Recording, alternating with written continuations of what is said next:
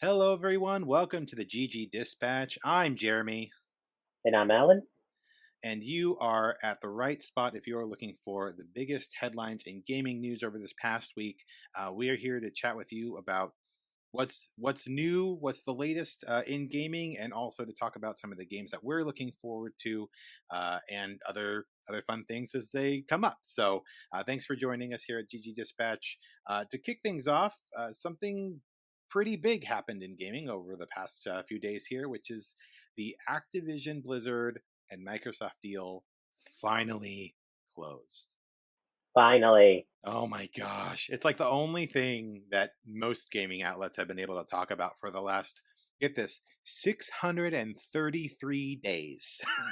So, like, the better part of what is that, like 21 months, almost 2 years, since they announced their bid, since Microsoft announced their bid.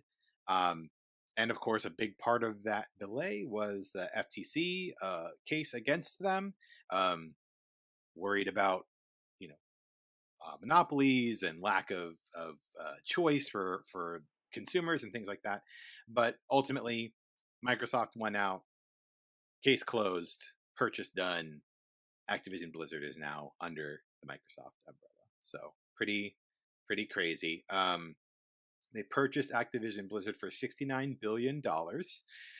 This is the biggest acquisition in the gaming industry's history, but more surprisingly, at least to me, I think this is pretty surprising. It's the biggest acquisition in Microsoft's history, That is which, interesting. That's because they're a big company. They've been around for a while, and they bought a lot of companies. yeah, exactly. And I mean, granted, $69 billion is a big chunk of change, and Activision Blizzard obviously commands that value with Call of Duty and a lot of other huge IPs that they own. But like, when you think about, yeah, the long history of Microsoft, the various software companies they bought, the various hardware companies they bought, $69 billion being the biggest, kind of surprising. You would think maybe there was a 75 billion back there in the annals of history, or 100 billion, but no, this is it, highest one. Again, $69 billion price tag, nice. Huge.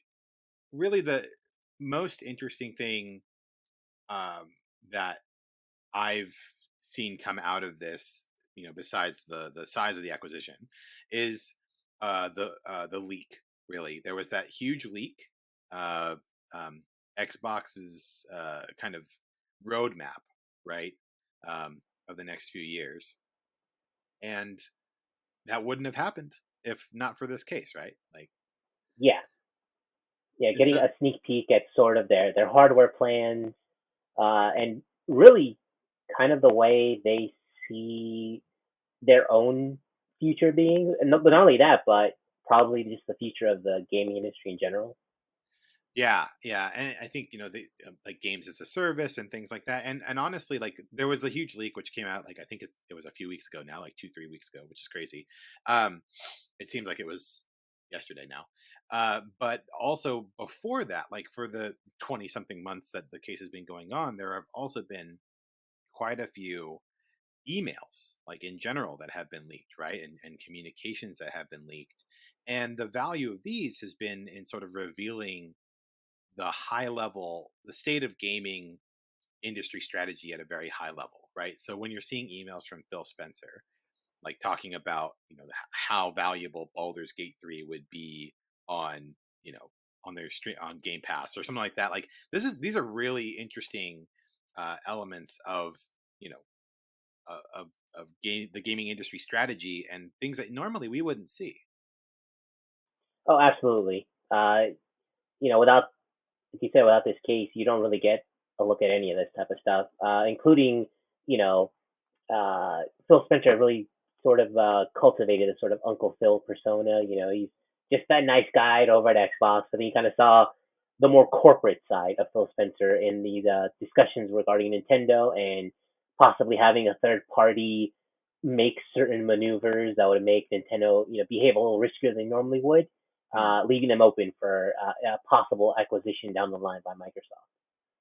Yeah, definitely. There was a lot of buzz around the potential for Xbox to acquire Nintendo. That was sort of the hullabaloo a couple weeks back when the news came out or that email came out.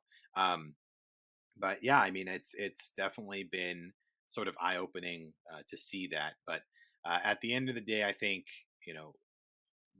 for good or for ill, gamers, if they want to dig into this right and like look at the emails and look at the history of this case, um, they can get more insight into what those strategies look like and what Microsoft and Xbox's general strategy will look like. Of course, Phil has come out since the roadmap was leaked and was basically trying to poo-poo it and be like, oh, like that's old news, that's 2 or 3 years old or whatever. And it's like, well, I know that large companies don't really move very quickly. So, like, I imagine there have been some changes, but it's probably not as drastic of a change as Phil Spencer would have you think. So, Yeah, um, and now they're getting all these games. What are they going to do with them? Are they going to just dump them all to Game Pass? Relatively soon. Are they going to kind of spread it out a little bit? That'll be interesting to see. I know for a fact that Call of Duty won't come immediately, and they've also said like Diablo 4 isn't going to come immediately. I think that might come sometime next year. right. And I believe from the court case, it was determined that like contractually speaking, it can't hit Game Pass until like I think 2025. But even without those, there's a massive back catalog of games that they're going to have and they can put up on Game Pass. So as a Game Pass subscriber myself, I'm excited for that. The sooner the better. How are you feeling as a Game Pass member? Yeah, I mean, I think it'll be really interesting to see how Microsoft integrates Activision Blizzard's game catalog for sure. I think there will be, some varying strategies on how they roll it out, whether it's going to be just straight up like a free offering on the Game Pass or, maybe discounted games on Game Pass and, just different ways that they'll approach it. So, from a consumer standpoint, again, there was a lot of back and forth on, you know, ultimately whether this sale, this purchase would be a good thing.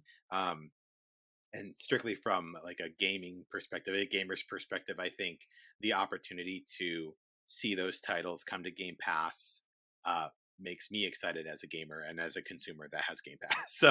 Um, so we'll see. We'll see how that bears out. But yeah, I'm hopeful, and ultimately we'll see how Microsoft can handle managing such a big company because that's the other thing too, right? Like Activision Blizzard is a monstrously large company, right? And they're joining another huge company. So I'd be really interested to see how like the leadership dynamics, shake out, you know, how all of that essentially, settles when the dust settles. Who's going to be left, who's going to leave, who's going to take over what. So I think there's still a lot of corporate tension and drama that will likely bear out behind the scenes. And who knows, in like 5 or 10 years, maybe we'll be seeing those emails come out. So, So, out of curiosity, is there anything from Activision's back catalog that's kind of been dead for a while that you'd like to see the Xbox revive and bring back? oh, goodness. That's a great question. I think, I mean, in terms of Activision Blizzard, obviously I spent far too many nights in college and in World of Warcraft. Committed way too much of my life to that world. Um, and you know and obviously it's sort of, I think most fans of World of Warcraft would tell you that it jumped the shark a while ago.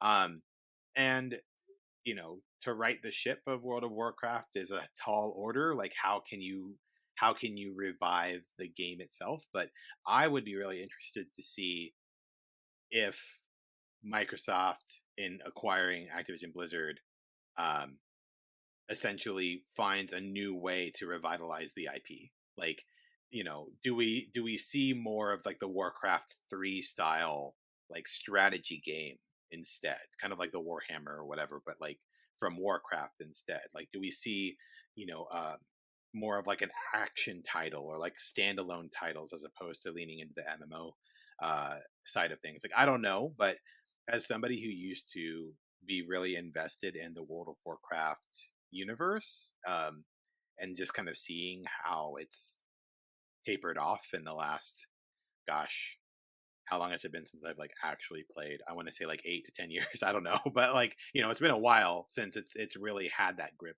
on the gaming community, and I'd be interested to see if they could bring some of that magic back. That'd be amazing. You think they do something wild like bring back Guitar Hero, Oh, instruments and all? that would be. I actually I don't think I'd say no to that. That would be pretty fun too. I mean, I definitely had a good time with Guitar Hero back in the day as well. So I never got into Rock Band though. I never picked up the drum kit and all that stuff. It Did you almost ever feels did like you ever in play that in one, or the did you mainly play Guitar Hero? a little bit of both. I have Okay. friends who had like both. But like I feel like in the world of live service games, like that's almost like the perfect game because you can just add like there's so much music that you can add all the time to just kind of keep it alive and taking requests from gamers about what you want to see next, in this title, and they can make money selling hardware as well and get people even more tied into the Xbox Yeah. ecosystem because you wouldn't be able to play it on PlayStation no matter what. So Right. Right. No, that would be interesting. And on the one hand, I do know that music rights are pretty. I mean, again, I not speaking from experience, but just like general understanding, like music rights can be pretty pricey. Uh, but on the other hand, like you said, it's kind of like a built-in service game, right? Like just being able to say, like, okay, like if you have this year's season pass, then every quarter we're going to release an album, right? Like we're going to release a new set of songs that you can do, or a new leg of the tour. um what would they call it, like the tour mode, like if you were like a going on tour or something. um yeah, I don't know, that would be interesting. yep, we'll have to wait and see. Indeed. The thing we don't have to wait for anymore, though, is information on the new PS5 Slim redesign. Although there have been a lot of rumors about this, and they were mostly right in the way it looks. So, according to the PlayStation blog, it says new look for PS5 console this holiday season. Smaller PS5 design comes with a terabyte of storage for PS5 and PS5 Digital Edition. New model provides option to add on Ultra HD Blu-ray disc drive to PS5 Digital Edition. As the holiday season approaches, we are excited to share that we have a new PS5 model launching. To address the evolving needs of players, our engineering design teams collaborate on a new form factor that provides greater choice and flexibility. The same technology features that make PS5 the best to play are packed into a small form factor, along with an attachable Ultra HD Blu-ray disc drive and a 1 terabyte SSD for more internal storage. The new PS5 has been reduced in volume by more than 30%, weight by 18%, and 24% compared to the previous models. There are four separate cover panels, with the top portion a glossy look while the bottom remains in matte. If you purchase the PS5 Digital Edition, you can add on the Ultra HD Blu-ray disc drive for PS5 later, as it will also be sold separately for 79.99 USD, 119.89 euro, 99.89 British pounds, and 11,900 Japanese yen. And it says the new PS5 model will be available starting November in the US at select local retailers and direct.playstation.com where available. It will continue to roll out globally in the following months. Once inventory of the current PS5 model is sold out, the new PS5 will be the only model available. So, what are your thoughts upon seeing it officially announced? You really get to see how it looks now. Yeah, I'm stoked for the design. I think it looks pretty clean. Again, I think it's sort of what we would expect to happen in this next iteration of the PS5 is take that form factor and just sort of slim it up a bit. um I I was a bit surprised with the pricing. So with the PS5 with Ultra HD Blu-ray disc drive, it's 500 USD, and the digital edition is 450. Um, and so like when if you wanted to add, well, technically the digital edition went up in price, right? Yep, Like, now there is a bit more storage. I believe previously the standard storage was like 860 gigabytes or something. So they added like an extra 100 gigs, which is it's not nothing, but it's not, especially at that Yeah, but scale, storage is it's not worth it. so cheap these days. It That is is. such a cheap way to increase the price because like storage Yeah. prices are absurdly low, especially for a company the size of Sony buying in bulk essence. Yeah. No, absolutely. And honestly, I kind of like the way that the additional drive looks. Really, I think the digital it looks clean AF, but Yeah, the the digital the the looks hump super clean. Yeah. Yeah. the little hump on there is a little sus. I prefer the OG, I guess now, disk drive.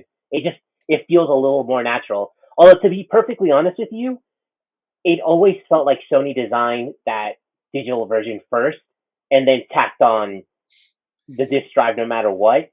And it's Yeah. more evident now with this new slimmer model. But at least the OG disk drive one wasn't quite that obvious. Yeah, yeah. No, I can definitely see that. I think, Sony probably was looking at this and being like, okay, because honestly, I feel like a lot of the major console developers and gaming companies are just waiting for the moment when they can just go all digital. And I feel very strongly about this. I don't think it should happen. I am a physical media gamer. Um, I will cling to my discs until you pry them from my cold dead fingers, and not because I collect games per se. Like I don't have a large game collection, but rather, I buy a game that I want to play. I play it, I beat it, or I play it until I'm not interested anymore, and then I'll sell it for my next game. And it's for some people that's literally the only way they could afford to get new games is like selling their old games to get new ones and like reducing that price. But for me it's just like more practical.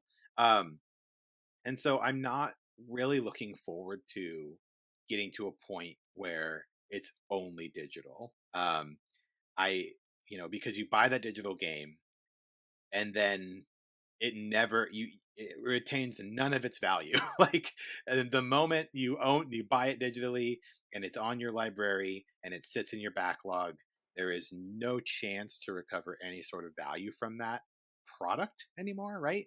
Yeah, and outside of Versus Steam, yeah. really, like you don't get many sales. Like Steam is really the place for like crazy good sales. Yeah, exactly. Like sometimes I mean, to be fair, like sometimes on Sony I'll go and I'll check out like, if they're having sales digitally, like they had like Sekiro, for like 25 bucks or something or 30 bucks, I'd be like, yeah, that's pretty amazing, or 20 bucks even. I don't know. But like, so there can be some appealing sales, but it just boils down to like not having that value anymore is kind of a bummer. Like, you're just looking at, oh, I have 100 games in my library and it's worth $0, right? Versus if you had 100 games in like, you know, in the cases and everything else, like it would be worth money. Like, sure, some games will be like 10 or 20 bucks, but some games hold more of their value. Just depends on demand, right? So all that to say, I can see the appeal of the digital edition. It definitely looks very clean, but as long as Sony continues to make the console with the disc drive, even if I have to purchase it separately in the future, I will probably keep buying disc drives as long as they're around. What about you? So my thought is that I'm like you. I like my physical games as well. I like that they go on sale way faster. Like, yeah, Sekiro is like 25 bucks, but it took like what 4 years to get that price. Yeah, When exactly. It takes a Black while. Friday Some take comes a around, while. Yeah. yeah, exactly. But in regards to this new design, I think that Sony will use this as a way to either justify keeping or going all digital on the PS6. They're gonna know exactly okay who's buying the digital and then adding the disc on afterwards, and who's buying the disc from the jump. Basically, it's almost like a proving ground. Put your money where your mouth is. Do customers actually want this as a part of their console? Because from the stats that I've seen from a YouTuber, his name is Mystic, and he's all about PlayStation. He's been around for a while. The stat that he throws out is that, from what he's heard, the split is 80-20 for physical on the OG PS5. So, like, for every 10 consoles that Sony has sold, 8 are physical with the disc drive, and 22 are the digital side. So I do wonder Wow. how that's going to work out this time around. Now people have even more of a choice of, again, buying it later on and then tacking it on after the fact, Yeah. which I think is cool. It could be that someone is like, hey, I'd rather put that $50 towards a game or another controller or something, and I will buy that disc drive later. So it is nice that option is there, but it would not surprise me if they can use all the data they collect from here on out to make a decision on the PS6 as to whether even to offer a disc drive with that console. Yeah. Yeah. And I mean, honestly, yeah, I don't know the best way to do it, but ultimately, if they came out with a way to, you know, retain some of that value for digital titles, right? Like, it's okay if you want to like deactivate the software, right? So like, let's say you bought a digital title for $40, right? And you play the game, play it, you own it for 6 months, a year, whatever. Maybe they use hours or something. I don't know. They could apply some sort of metric to it to essentially degrade the value, but down to a minimum, right? So like down to like, let's say $10, and ultimately like you could go into your you know digital storage, digital library or whatever, and you could say, okay, I'm done playing these games, like pick like 4 games and sell, right? Marcus sell. It would deactivate them. You wouldn't be able to play them anymore, but you would have, funds added to your wallet, right? If they could figure out a system like that, I would 100% go digital. Like that's what it would take for me to like really like dive in. Like something like that I think would be super interesting. Um but we'll see. And like you said, I feel like a lot of folks are still on the physical side, like you mentioned, like more physical consoles being sold than digital currently. But I do think just like the nature of, you know the the the state of the industry that we're in, and just how people are interacting with their media, it probably will shift a bit more to digital only. The question is, will we be there by the time the PS6 rolls around, or is there going to be one more generation that offers the disk drive from the start? And I don't know. I think Xbox is almost like a goner when we saw that leak from their FTC case, where it's like they're going with an all digital Series X. I think Hmm. probably their next one is like, yeah, no, forget it.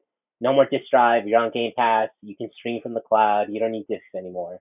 Yeah, Sony, yeah, I think, with that stat that YouTuber Mystic put out of like for every 10, 8 is on the physical and then 2 is a digital. I think they might still want to continue to put that drive in there. And also, I think they also, they make money with 4K UHD discs being sold. They're a studio. You kind of see the perils of online streaming, and in terms of how how much revenue they can get, and they also see that people are still willing to buy physical movies, especially collector's editions. But like they're not going to buy it if there's no player to play it. So I can see Sony maybe going one more round for that for the PS6. hmm, And for Nintendo, I think for sure they'll have it. Like with that audience, with their main bread and butter audience being kids, they don't want a digital code. When it comes when Christmas or their birthday rolls around, they want like an actual case with a cart do inside they can they take do out they though? and I and don't pop know. in. I don't know about these kids anymore, Alan. Like I I don't know if they're used to, are they used to their Roblox and their V-Bucks and stuff like that, like I'm not sure, because I think there was some buzz around Nintendo as well, because there was a, I don't know if it was a leak, but there was some chatter that the new console wouldn't have like a cartridge slot.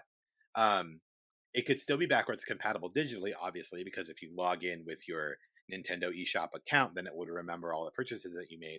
But but yeah, I mean, I don't know. I don't think Nintendo's going to move away from the cartridge. I think the cartridge has sort of become like something iconic. Like it's been iconic for Nintendo since the Game Boy, right? Um, in one form or another. Um, but yeah, I don't know. I'm just more interested in the idea of like kids wanting a cartridge or like a physical thing versus a code. And I don't know. I think they might still. which is I just cool. think that at a younger age, like I guarantee, I'm sure that kids who are like 9 or 10 like don't care, Mhm. but like those 4 and 5 year old, that means a lot. Getting that little, that little cart, sliding it in, turning it on, and just Mhm. going. Yeah, Um, I think also, oh, am I connected to the internet or not? Like you don't have to deal with that as a parent when you've got the cart that you can just put in and it'll just that's true. go. Yeah, no, I hear that.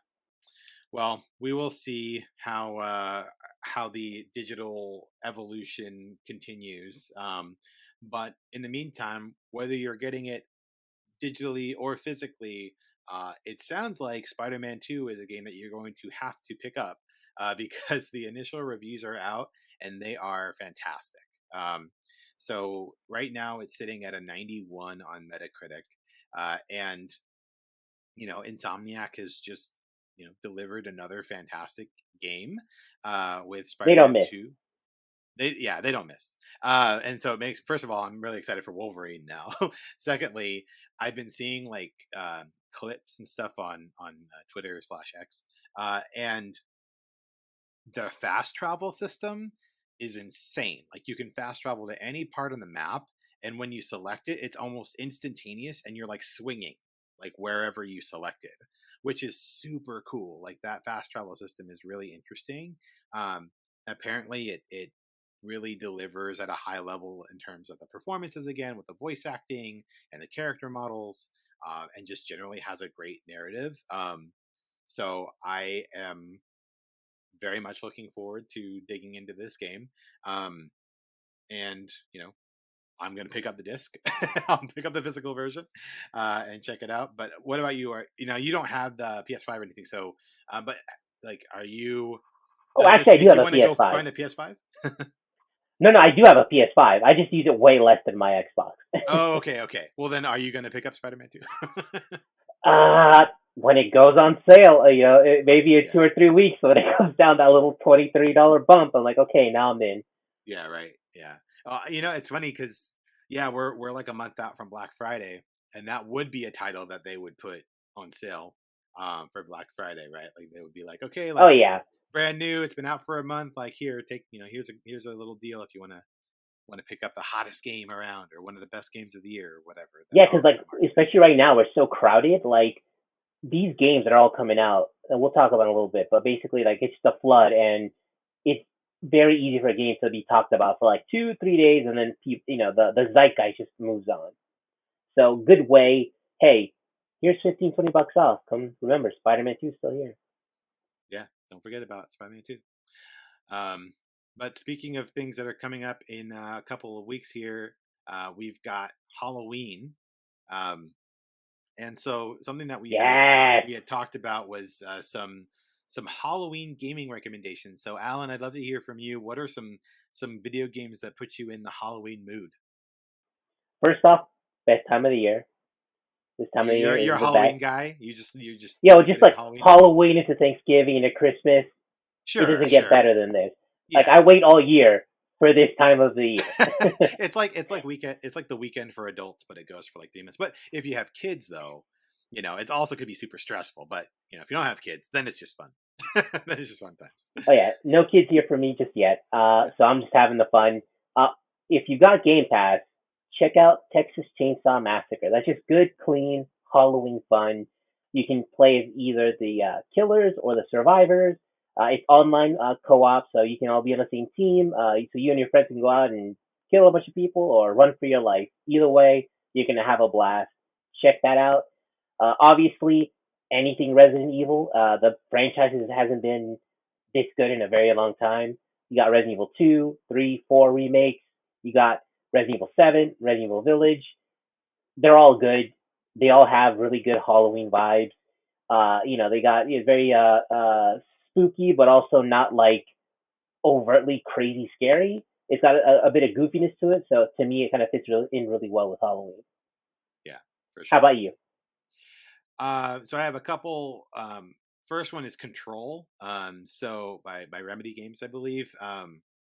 This was this is more of like a kind of X Files, more like a suspense sort of not kind of like psychological type thriller. And I just really enjoy the aesthetic and the mood of Control. It doesn't have a lot of like outright like gore or anything like that, but just the nature of the various enemies that you're fighting, and just trying to get to the bottom of you know the organization that you're investigating and everything else. It's just a really really cool um, journey. It's just a really cool aesthetic journey, I think, and perfectly fitting for the holiday season or the Halloween season, holiday season too. But on a Santa hat. And then for my other one is Bloodborne, for a very similar reason. Uh, Bloodborne is probably one of my favorite games of all time. It has got this sort of like Lovecraftian cosmic horror element that I really, really like. And it's just amazing. It's just a great game, and it's. I just love walking around with my hunter, in the kind of gray and dark blue sort of palette, and just killing monsters and enjoying the long night and enjoying the hunt. So, yeah, those are my two Halloween games that I like to play. Yeah. So before we move on, actually, reminder to all our listeners that Control, check if you got PlayStation Plus and you've been collecting all the monthly games. Control Ultimate Edition was one of those monthly games that's in your catalog. Don't forget about that. Oh yeah, make sure you go download that, check it out if you haven't played it before. It's super super cool. I'm a big fan of it. Definitely check it out. And Bloodborne also goes on pretty deep discounted sale pretty frequently these days. So if you haven't had a chance to check it out, it's arguably, prior to, I mean, I would still argue that it's the best Souls like game. Um, just barely eking out over Elden Ring, but that's just me. Um, but yeah, so if you haven't had a chance to check out Bloodborne and you are a fan of Souls like games, you need to play Bloodborne. It Also, I ruined The think Witcher 3 for me. also I think that is also in the PlayStation Plus catalog, like one of those monthly games, if I remember correctly. Yeah. Check check those It's catalogs. either free or heavily discounted, one or the other. In Yeah, either case, it's a win. Um, okay, so to round things out here, we will chat about some of the new releases that's come out since our last episode, and what you can expect to see before our next episode. So first, we've got Wizard with a Gun from Devolver Digital. This was actually pushed up a day because they did not want to release it on the same day as Diablo 4 coming to Steam. Um, so, for anybody who is not familiar with Wizard with a Gun, it's set in a fractured post apocalyptic world known as the Shatter, and it sees you crafting an arsenal of magical guns and ammo to drive back the forces of chaos and restore the realm to its former glory. Um, at PAX West, they had a really cool hat. which I picked up and wore around on the show floor for a while. Um, so it should be a good time. Check out Wizard with a and Gun. they can follow our Instagram to see pictures of that, right? Yeah, yeah. Follow it. Well, I don't know if I took a picture of the hat. I don't know, or it might be on the website on the PAX West summary that I did, because I did a few summaries from when I was there. Um, but yeah, Wizard with a Gun out early. Forza came out last week. Have you tinkered with Forza much, Alan? Oh yeah, downloaded it, playing it. My God, this game is just beautiful. Like the compressed YouTube video does not do it justice. Like it is insane how nice this game looks. Uh, if you've played Forza Horizon, this might not be for you. This is a very sweaty driving simulator. Like you are tuning everything about your car. Hmm. I was The gonna say, it's what does sweaty mean in this context? no, it's hardcore. Like you're getting deep into it. Uh-huh. The driving lines, you got to follow those. It's very unforgiving, you know. So, but even then, still go check it out if you're a driving fan. There's a lot to like there. Okay. Okay. Cool. Lords of the Fallen came out last Thursday, and I picked it up on Friday. Played it up. Been playing it over the weekend. Still putting in some hours. I shared my thoughts on the game on the Geekly Grind, so you can find my review there. Overall, it's a solid Souls like. It has three fatal flaws. One, Lies of P just came out, which is a demonstrably better Souls like when it comes to the combat.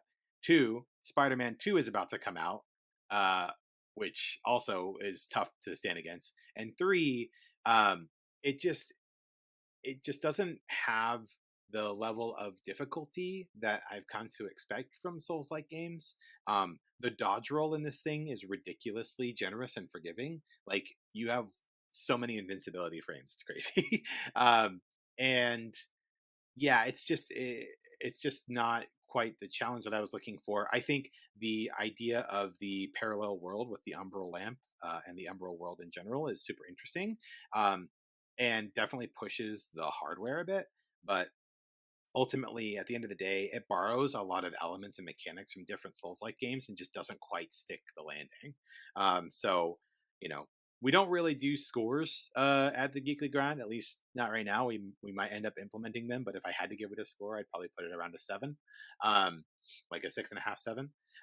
So again, if if it was any other month, if it was any other year, I would say probably a safe bet, but there's a lot coming. So, um, So, as a speaking, fan of Souls, like, are you yeah. fatigued at all on that sort of like subgenre, Well, or I think now I'm good. I think now, I mean, I'm still tinkering in Lies of P, um, and so like I'm gonna play a bit more Lords of the Fallen. I'm gonna put a few more hours in just to roll credits and to just be able to tuck under my belt and be like, okay, yeah, I beat that one.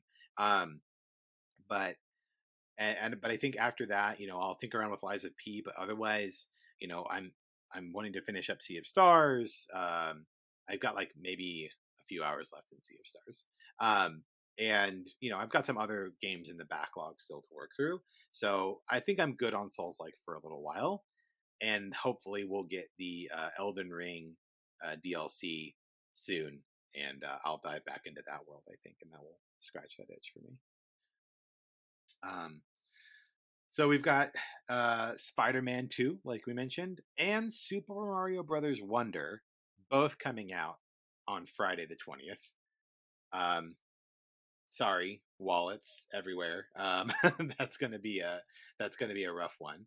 And then we also have Sonic Superstars, which comes out today. Technically, if you're listening to this podcast, it'll come out today, the 17th.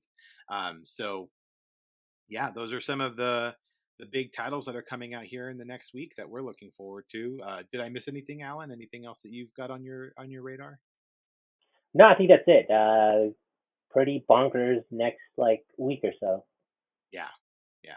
So, and then I think, and then we'll chat a little bit next week about it too. But after this, I think Alan Wake 2 is the next sort of high profile one, and then it gets quiet for a little bit, which is good. Because I think we all need Yeah. that. We all just need to be Oh able to yeah. relax Yeah. for Yeah. a while. Definitely. Um, but yeah, I think that just about does it. Thank you again to everyone who tuned into the GG Dispatch. Remember to check out the Geekly Grind for all of your geeky needs, tabletop, anime, video games, all that stuff and more. You can find it on the Geekly Grind. But until next time, I'm Jeremy, I'm Alan. and we'll catch you on the flip side. See ya.